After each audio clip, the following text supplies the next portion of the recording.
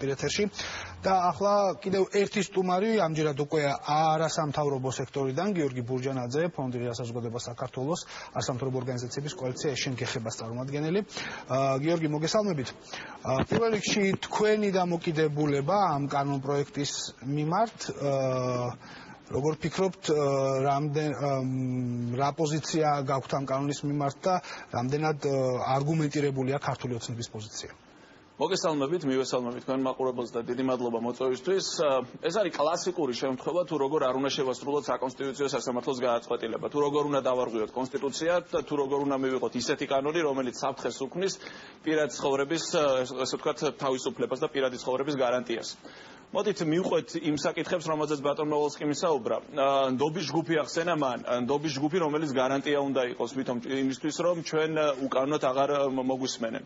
სამწუხარო ნდობის ჯგუფთან დაკავშირებით სამუშაო ჯგუფის ფარგლებში წარმოდგენილი ვერსია რაც იყო, ის საერთოდ გამქრალია ამ კანონპროექტიდან და ნდობის ჯგუფთან დაკავშირებით ეს უბრალოდ მინდა დავაზუსტო, არაფერი არ იცვლება. რა პრობლემები აქვს ამ კანონმდებლობას? ზოგადად ნებისმიერმა კანონმა, რომელიც ფარულ მიყურადებას ეხება, უნდა უზრუნველყოს ის, რომ რა თქმა უნდა სახელმწიფომ თავისი ინტერესები უნდა დაიცვას, მაგრამ პარალელურად ჩვენ ასევე მოქალაქეებს უნდა გქონდეს განცდა იმის, რომ უკანონოდ არავინ გვისმენდეს. მე მინდა ყველა მაყურებელს ვკითხავ, რომელიც დღეს გვიყურებს, რამდენად თვითონ თუ როდის მე შეერათ იმასთან დაკავშირებით, თუ თვითონ ენდობიან სატელეფონო, ესე ვთქვათ, საუბრის დროს და თუ შეერათ, რომ მათ არავინ არ უსმენთ. ყოველ დღე ყველა ამბობს იმას, იბეორებს ამ ზოგადად ფრაზას, რომ მოდი ტელეფონზე ამას ვერ გეტყვი. ყველას ამ ქვეყანაში ტოტალურად აქვს შიში იმის შესახებ, რომ ფარული მიყურადება ხორციელდება და ეს არის ის შიში, რომელიც კანონმა უნდა დაგვიძლიოს. ისეთმა კანონმა, რომელიც საკონსტიტუციო სასამართლოს გადაწყვეტილებას კი არ დაძლევს, არამედ იქნება სრულიად შესაბამისი საქართველოს კონსტიტუციასთან. როგორ გაგრძელდება ბრძოლა ამ მიმართულებით, როგორც პროცესი აჩვენებს, ქართული ოცნება მიიღებს ამ კანონს საბოლოოდ. არსებობს შემდეგ რაღაც პრეზიდენტის ვეტოს და კვლავ საკონსტიტუციაში გასაჩივრების შესაძლებლობები. თუ არსებობს რაიმე გეგმა მოძრაობაში ეშენ გეხება? დიდი მადლობა ამ შეკითხვისთვის. თქვენ ძალიან კარგი შეკითხვა დაუსვით ჩემ წინა გამოსვლას იმასთან დაკავშირებით, რომ მეორე კანონი გვაქვს ამ შემთხვევაში და რა მოხდება მომავალში. მე პირობას გაძლევთ, რომ აუცილებლად იქნება მესამე კანონიც და მომავალში სანამ იქნება იმდენი კანონი, სანამ არ მივიღებთ კარგ კანონმდებლობას ამ ქვეყანაში. პრეზიდენტის ვეტოს დაძლევა რამდენიმე დღის წინაც, ესე ვთქვათ, ეს დადასტურდა ძალიან მარტივია მოქმედი უმრავლესობის მიერ, ასევე ძალიან მარტივია ამ საკონსტიტუციო უმრავლესობის მქონე პოლიტიკური ჯგუფისთვის საკონსტიტუციო სასამართლოს გადაწყვეტილების დაძლევაც. ჩვენ განვიხილავთ იმ შედეგებას, რომ საკონსტიტუციო სასამართლოს მივმართოთ, მაგრამ გამომდინარე იქიდან, რომ აი ეს შემთხვევა რაც არის, ეს არის სრული უგულებელყოფა, სრული ამ სიტყვის პირდაპირი გაგებით. არანაირად არც ერთ წერტილში არ არის შესრულება გადაწყვეტილების და პირიქით გაუარესებაა და შემიძლია დეტალების გითხრათ, რაში უარესდება კანონმდებლობა. ამ პირობებში საკონსტიტუციო სასამართლოს მიმართვის ეფექტურობა შეიძლება ჩვენ ეჭქვეშ დავაყენოთ და არ გამოვიყენოთ ეს ბერკეტი. რას ვაპირებთ? პირველ რიგში ეს იქნება ალბათ ადამიანის უფლებათა ევროპული სასამართლოსთვის შესაძლო მიმართვა, იმიტომ რომ ჩვეულებრივად როგორც საკონსტიტუციო სასამართლოში შეიძლება ვიდაოთ, ჩვენ შეგვიძლია პირად ცხოვრების შესახებ ასევე ვიდაოთ საერთაშორისო ტრიბუნალებზე. ჩვენ ასევე ვაპირებთ, რომ უშუალოდ კანონთან დაკავშირებით მიმართვა შესაძლებელი თუ რამე კონკრეტულ საქმესთან დაკავშირებით. თუ კი კონკრეტულად ჩვენ დავადგენთ და ვიტყვით და დავამტკიცებთ ევროპული სასამართლოს წინაშე და ვიტყვით, რომ ეს მოქმედი კანონმდებლობა ჩვენი პირადი ცხოვრების ხელყოფის შესაძლებლობას იძლევა, მერე უკვე მინისტრთა კომიტეტი ევროსაბჭოსი მოახდენს იმის ზედამხედველობას, რომ ეს კანონი შეიცვალოს. ეს ძალიან ხანგრძლივი პროცესი. რა თქმა უნდა, ამიტომ ვაპირებთ, რომ ასევე სხვადასხვა საერთაშორისო ორგანიზაციები, სხვადასხვა ხელშეკრულებები და სხვადასხვა სპეციალური მომხსენებლების ფორმატები გამოვიყენოთ, რათა სახელმწიფოზე სრული ყველანაირი საერთაშორისო ზეწოლა განვახორციელოთ, რა თქმა უნდა, კანონის ფარგლებში და მათ ვაიძულოთ და დავანახოთ საერთაშორისო ორგანიზაციების მეშვეობით, რომ სახეზე გვაქვს აშკარად უგულებელყოფა პირადი ცხოვრების. ჩვენ საუბრობთ ვიზა ლიბერალიზაციაზე, ჩვენ საუბრობთ იმაზე, რომ საქართველოს ევროინტეგრაცია უნდა მოახდინოს, საუბრობთ იმაზე, რომ გვინდა ჩრდილოატლანტიკური ხელშეკრულებისთან, ესე ვთქვათ, ამ ორგანიზაციასთან დაახლოება, მაგრამ მერც მუნეთ იმ პირობებში, როცა ჩვენ ესეთ კანონმდებლობას ვიღებთ, იმ პირობებში, როდესაც ჩვენ პირადი ცხოვრების არანაირი დაცვის გარანტია არ გვექნება,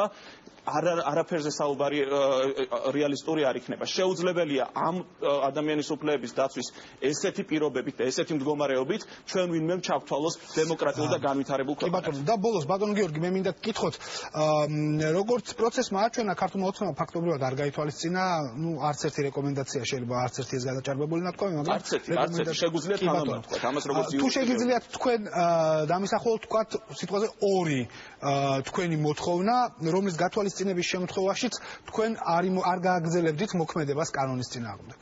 რა თქმა უნდა, პირველი ეს არის სუსის ფარგლებში ვითომ და საჯარო სამართლის იურიდიული პირის შექმნა. მოდი ახლა მარტივად წარმოვიდგინოთ. დღეს გვაქვს სუსში არის ოპერატიულ-ტექნიკური დეპარტამენტი. ეს არის ჩვეულებრივი დეპარტამენტი, რომელიც სხვადასხვა სამსახურებში არსებობს. იქნება საჯარო სამართლის იურიდიული პირი, მაგრამ ამ საჯარო სამართლის იურიდიული პირის მიმართ სუსის უფროსი ისეთივე, ესე ვთქვათ, ბერკეტები აქვს, როგორიც ამ შემთხვევაში ექნება, როგორიც აქვს დღესდღეობით დეპარტამენტის მიმართ. არაფრით არ განსხვავდება ეს დეპარტამენტი დემონდელი დეპარტამენტი ხვალინდელი საჯარო სამართლის იურიდიული პირისგან.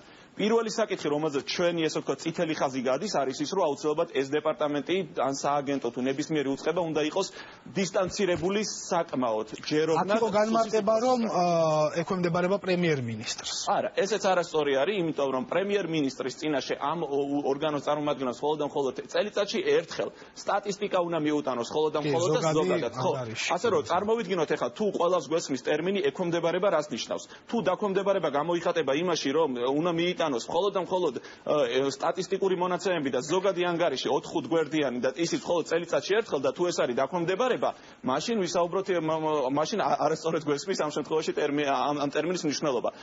ამის საწინააღმდეგოდ, თუ კი პრემიერ-მინისტრმა მხოლოდ და მხოლოდ სტატისტიკით უწევს მისვლა ამ სააგენტოს უფროს, სუსის უფროს ნებისმიერ დროს შეუძლია შეუმოწმოს ამ სამსახურს ეფექტურობა, ანუ რამდენად ეფექტურად უსმენენ, მიზანშეწონილობა, ამას მოусმინე, იმას მოусმინე, ანუ კონკრეტული საკითხი. ასევე შეუძლია შეუმოწმოს ბიუჯეტთან დაკავშირებული საკითხები. შეუძლია უთხრას, რომ კონკრეტული სამართლებრივი აქტი რატომ გამოსცა, არ გამოსცა და შეუძლია გააუქმოს. სრულიად ამ შემთხვევაში კონტროლის მაგრამ მაგ არის მეორე პრობლემაც, რამდენად წარმოგიდგენიათ თქვენ სუსის გარეთ არსებობდეს უწყება, რომლის ფუნქცია არის უსაფრთხოებაზე ზრუნვა. აი ძალიან კარგი შეკითხვაა და ამ შეკითხვას მაგალითი დღესდღეობით საქართველოში არსებობს. მოდით ესე ვთქვათ, ფარული მოსმენების მთავარი ბენეფიციარი ვინ არის? ვინ იყენებს და კანონიერად რო შევხედოთ, ვის უნდა აინტერესებდეს ეს პროდუქტი, რომელსაც მოვიპოვებთ.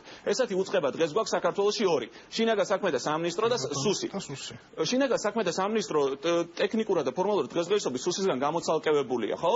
და მაგრამ როცა ჭირდება შინაგან საქმეთა სამინისტროს ფარული მიყურადება, როცა მათ ჭირდებათ ეს მონაცემები, ისინი ამას ჩვენივრად ახერხებენ. ანუ შეიძლება სხვა უწყებაში იყოს ტექნიკურად მოსმენები განხორციელებული და მეორე უწყება ამით სარგებლობდეს. ეს დღესდღეობითად ხორციელდება და ეს ის მოდელია, რომელიც თვითონ ქართულ მოუწნებამ შექმნა. ასე რომ ამის უტოპიურობა, ამის შეუძლებლობა არც ერთ შემთხვევაში ანუ თქვათ არა ცალკე CP, არამედ ცალკე დეპარტამენტი რო არსებობდეს მოსმენების. ჩვენი მოდელი სწორედ ეგ იყო. ჩვენი მოდელი იყო, რომ სუსისგან და შსს-გან დისტანცირებული და დამოუკიდებელი უწყება რო ყოფილიყო. გასაგებია, კარგი, ძალიან დიდი მადლობა გიორგი ბურჯანაძე, ფონდ ღია საზოგადოება საქართველოს